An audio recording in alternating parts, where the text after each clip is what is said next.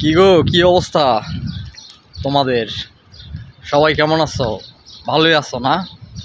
বিষয়টা হচ্ছে যে একটা কথা কি, কথাটা হচ্ছে যে পাগলের সুখ মনে মনে।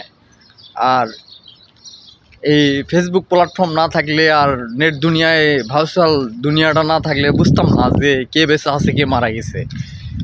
মানে কি খবরে ভাই, কিছু কিছু লোক আছে মানে বেঁচে আছে না মারা গেছে জানি না।